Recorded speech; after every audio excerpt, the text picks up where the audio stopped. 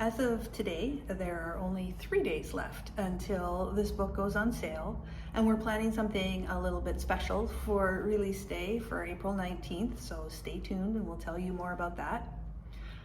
Yesterday I shared about my husband Michael and I moving to Portugal and finding the journal that I kept while I was working in Pakistan. So I started writing this book based on that journal and on, publicly available situation reports from the UN and from other NGOs and news reports from that time and, other documented details of the event. But I found that even with all that, the story was still not feeling complete. It was really missing the reason why we were there and, what we were all working for. And, that was the people. It was missing the story of the people from Kashmir, the people who had been impacted by the earthquake. And, in our day-to-day interactions when we were there, we rarely had, the language skills or the time to really dig in and hear each person's personal stories, or really any personal stories, either of the people we were seeing in the clinics. There just wasn't time. There was always such a long lineup and we wanted to see everyone. And even the people that we worked with, the local staff, our drivers and our translators and even Nadeem, there was never a time where we just sat down and said, tell me what happened to you, let me hear your story. And so there were none of those personal stories in my journal. And, even if there had been, I don't know that they would have been well represented. They would have, been missing things.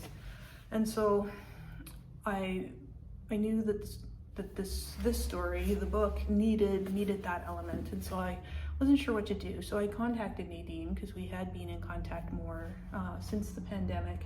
And I told him what I was doing. And, as we got around to it, I asked, would you be interested in collaborating on this with me? Nadeem lived through the earthquake. He, had all the same experiences as the people we were helping, and I thought that maybe his story would help tell a more complete story of the earthquake.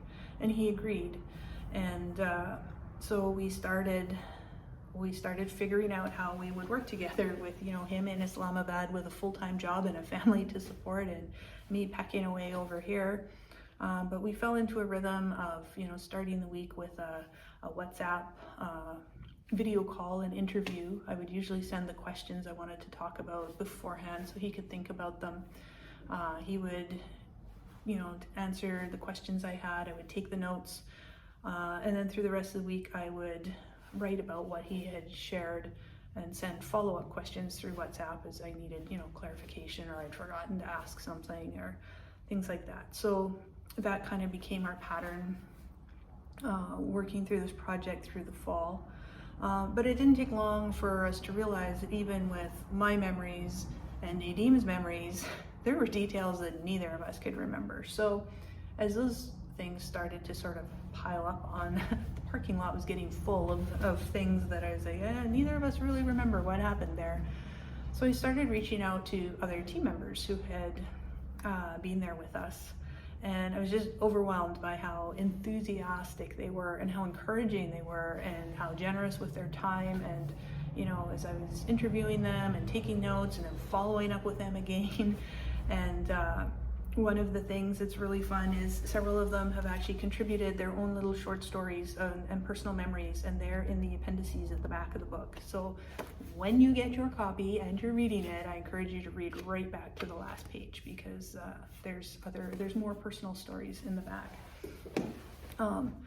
So that between, my journal, the various reports and documentation of the event itself, Nadeem's memories and my colleagues' memories, it really fleshed out to be a much more fulsome account of events, and something that we're really quite proud of.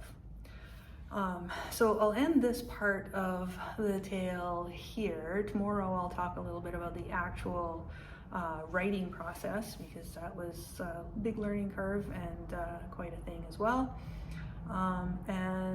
But before I go, I'd like to tell you about an event that we're planning on April 19th.